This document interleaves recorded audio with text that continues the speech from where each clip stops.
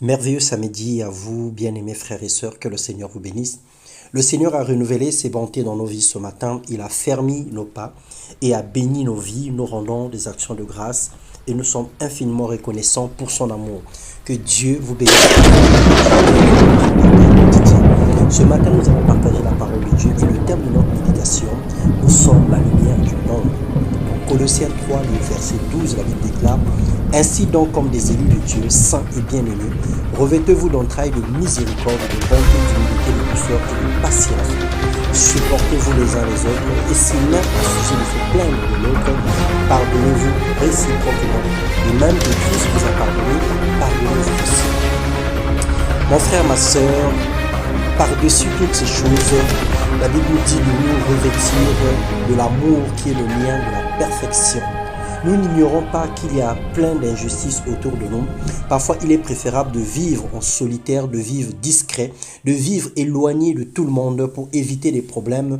Mais dommage, Dieu nous appelle à l'unité puisque nous ne vivons plus pour nous-mêmes, nous vivons pour lui. Il est venu sur la terre, il a ressuscité le troisième jour et il nous a donné sa vie. Alors nous ne pouvons plus vivre pour nous-mêmes. Nous ne pouvons pas ignorer la cause des autres ou la situation des personnes autour de nous. Parce que c'est pour ça que le Seigneur nous appelle. Par amour, nous sommes obligés de supporter les faiblesses des autres et de favoriser la paix dans le monde. Que la paix de Christ à laquelle vous avez été appelés pour former un seul corps règne dans vos cœurs et soyez reconnaissants, nous dit Paul dans ses épîtres. Il suffit d'un arbre pour faire des millions d'allumettes et seulement une allumette pour brûler des millions d'arbres.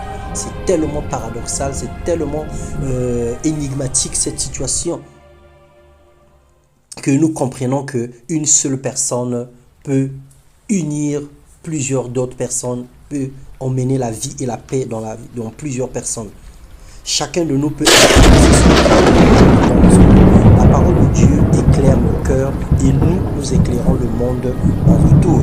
La lumière de Christ atteint les nations, non pas avec des luminaires qui président dans le ciel, ça veut dire que le soleil, le jour et les étoiles et la lune, mais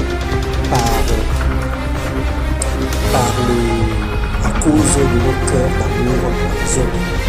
Donc je voulais dire, ce n'est pas le soleil qui va éclairer le monde pour emmener la parole de Christ partout, ni la lune pour éclairer les ténèbres du monde, mais plutôt notre amour que nous allons partager vis-à-vis des personnes créées à notre image, que nous allons répandre la lumière de Christ dans ce monde. En nous aimant les uns les autres, en faisant du bien les uns aux autres, nous allons répandre la lumière de Christ et le monde entier sera impacté par l'amour de Christ, par la lumière de l'amour de Christ.